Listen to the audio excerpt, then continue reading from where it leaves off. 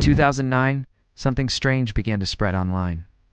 A researcher named Fiona Broom was talking to friends when she realized they all remembered the same thing: Nelson Mandela dying in prison in the 1980s. Not just a vague sense of it, but a full, detailed memory. They remembered seeing it on TV. They remembered the funeral.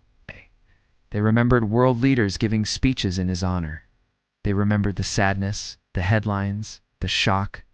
And yet, it never happened. Nelson Mandela was released from prison in 1990, went on to lead South Africa, and lived until 2013.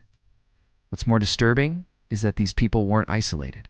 As Fiona started asking around, she found thousands of others who had the exact same memory, the exact same false memory. This was the birth of what we now call the Mandela Effect, a phenomenon where large groups of people, sometimes millions, remember an event or detail that never actually existed. And if you've never experienced it yourself, you might be tempted to laugh it off until it happens to you. Here's the truth. Your brain is not a flawless storage device. It doesn't capture every moment of your life like a perfect photograph. Instead, it works more like a storyteller, one that constantly edits, rewrites, and reinterprets the past. Every time you recall a memory, your brain reconstructs it from fragments. A sound here, a visual there, an emotion, a smell. And in that reconstruction process, things can shift. A word can change. A face can blur. Entire scenes can be swapped with something else. And here's the unsettling part. Once your brain has edited that memory, it becomes just as real to you as something that truly happened. Now imagine that same false detail spreading. You talk about it with a friend. You both agree on what you remember. See a meme about it online? Someone else repeats it on TV. The more you encounter it, the more certain you become. This is how the Mandela Effect grows, from a single altered memory into a shared false reality. Think about the Monopoly man. In your mind, he's wearing a monocle, right? A tiny round eyepiece on one eye with a chain. Except you never had one. Or maybe you remember the children's books about the Berenstain Bears, spelled with an E-I-N. But they've always been the Berenstain Bears with I-N. Maybe you recall the Fruit of the Loom logo having a cornucopia, that wicker horn spilling fruit never existed, and perhaps you swear that Pikachu's tail had a black tip. It didn't. These aren't small mistakes, like misplacing your keys. These are full, vivid images that people across the world agree on, and they're all wrong. Now, here's where it gets even stranger. These false memories don't just happen with pop culture. They creep into history. Some people remember learning in school that the United States had 52 states. Others recall chartreuse being a deep reddish color when it's actually green. There are people who remember famous speeches differently, lyrics that never existed, and even entire movie scenes that were never filmed. And each person would swear on their life that their version is the truth. So how can this happen? Psychologists point to several mechanisms. One is the misinformation effect. When false details introduced after an event change your memory of the event itself. Another is confabulation, where your brain fills in missing pieces with what it thinks fits. There is also source confusion. When you forget where you first learned something and mistake secondhand information for a personal memory. And perhaps most importantly, there's the power of social reinforcement. When someone else confidently agrees with your memory, your brain takes it as evidence and locks it in even deeper. To understand just how fragile memory is, we can look at the work of Elizabeth Loftus, cognitive psychologist who has spent decades studying false memories. In one of her classic experiments, she showed participants a video of a car accident.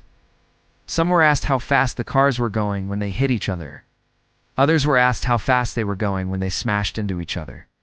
That single word, smashed, made people not only report higher speeds, but also recall seeing broken glass, even though there was none.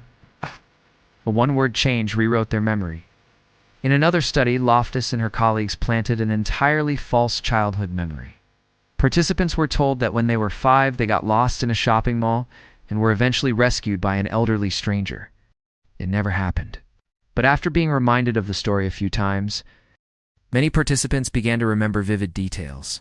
The layout of the mall, the fear they felt, even the smell of the popcorn from a nearby shop. These memories felt real, but they were fiction. And this is the core of the Mandela Effect. The realization that what feels undeniably real in your mind can be completely false. Let's slow down and really picture this. Imagine you find an old photo of your family. You're certain that in the background there was a store with a blue sign. You even remember what it said. You tell your sibling, and they nod. They remember it too. But when you find the original location today, the sign has always been red. The business owner shows you decades of photos. It's always been red. You stand there confused because it's not just a detail. It's a piece of your own life story. And yet it's wrong. Implications go far beyond curiosity. Think about the justice system. Eyewitness testimony is often treated as powerful evidence in court. But if a single word can change a witness's memory, how reliable is it? What happens when entire communities remember a political event differently than it occurred? What does it mean for history, for our culture, for the stories we pass down? And in the digital age, this problem is multiplying. We now live in a world of deepfakes, AI-generated images, and viral misinformation. Fake photo can spread to millions in hours. And the more we see it, the more it becomes real in our minds.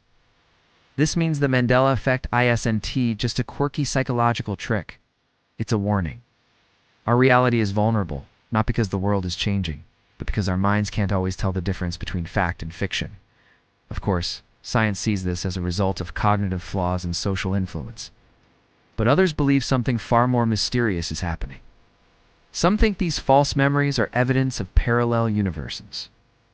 That at some point, timelines diverged and tiny details from one reality slipped into another. Others imagine a simulation, like a computer program, where occasional glitches cause certain elements to be rendered differently for different people. These theories might sound like science fiction.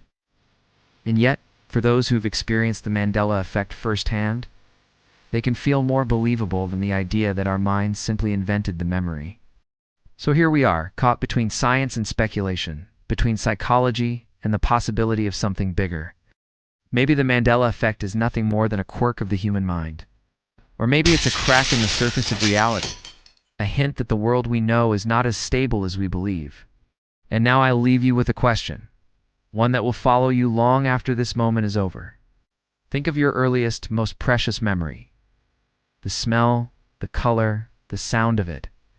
If thousands of people can share the same wrong memory, how sure are you that yours is truly yours?